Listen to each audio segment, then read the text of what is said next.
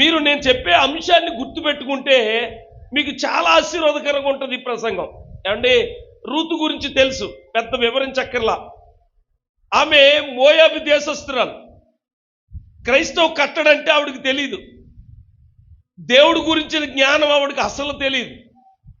కానీ చూడండి, మోయాబు దేశం నుంచి కోడలుగా బెత్లెహేముకు వచ్చింది.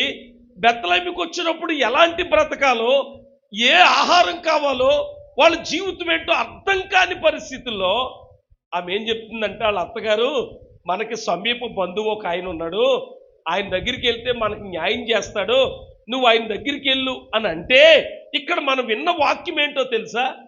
వాళ్ళ అత్తగారు చెప్పినట్టు వెళ్ళి సమీప బంధువుడైనటువంటి బోయాజుతో తన పరిస్థితులన్నీ ఆమె చెప్పుకుంది. ఈరోజు అత్త చెప్పిన మాట కనుక ఆమె వినకుండా